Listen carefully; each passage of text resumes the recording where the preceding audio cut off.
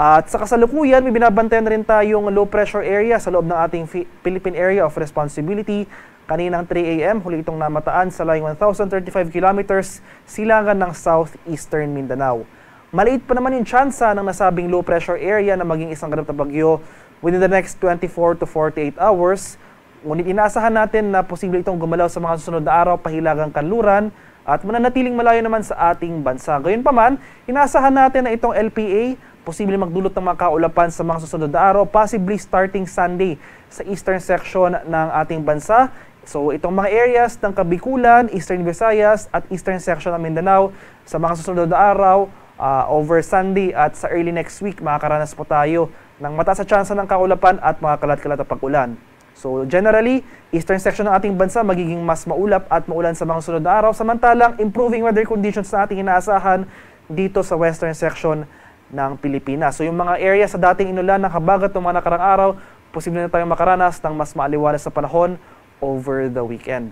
Gayunpaman, since may mga naitalang tayong mga malawakang pagbaha noong nakarang araw, kung makakaranas man tayo ng mga isolated na pag-ulan na dulot ng thunderstorms, nananatiling mataas pa rin yung tsansa ng mga pagbaha at pagguho ng lupa. At para naman sa magiging lagay ng ating panahon ngayong araw dito sa Luzon, dahil sa epekto ng habagat, asahan pa rin natin itong mga monsoon rains. Ito yung mga tuloy-tuloy at malalakas na buhos ng ulan sa buong Ilocos Region, sa area ng Batanes at Babuyan Islands. Occasional rains naman ay yung mga pabugso-bugsong pag-ulan ang posibleng maranasan. Dulot niya ng habagat sa areas ng Zambales, Bataan at sa area rin ng Bulacan at Pampanga. Maulap na kalangitan na may mga kalat-kalat na pag-ulan, pakulog at pagkilat ang ating mararanasan sa nalalabing bahagi ng Luzon. At maximum temperature forecast natin sa Lawag ngayong araw, posibleng umabot ng 30 degrees Celsius. 22 degrees naman sa Baguio at 32 degrees Celsius sa Tuguegarao.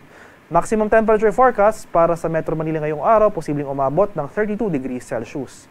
29 degrees naman sa Tagaytay at 32 degrees Celsius sa bahagi ng Legazpi City. So sa mga areas ng Ilocos Region at extreme northern Luzon, maghanda pa rin po tayo sa mga banta ng flash floods at landslides dahil ito yung mga areas na pinaka-naapektuhan ng habagat ngayong araw. Sa bahagi naman ng Palawan, Visayas at Mindanao, itong Palawan dahil sa habagat, makakaranas tayo ng maulap na kalangitan na may mga kalat-kalat na pag-ulan, pagkulog at pagkilat. Samantala, mas maaliwalas sa panahon sa areas ng Visayas at Mindanao, ngunit maghanda pa rin tayo sa mga tsansa ng isolated na pag-ulan na dulot ng localized thunderstorms. Maximum temperature forecast para sa Kalayaan Islands ngayong araw, posibleng umabot ng 33 degrees Celsius. 32 degrees naman sa area ng Puerto Princesa City, 32 degrees Celsius sa bahagi ng Iloilo City, at 32 degrees Celsius sa Cebu City.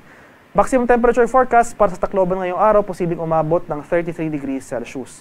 At 33 degrees rin sa areas ng Cagayan de Oro, Davao at Zamboanga. At sa kalagayan naman ating karagatan, sa kasalukuyan, may nakataas pa rin tayong gale warning sa ilang dagat baybayin ng ating bansa.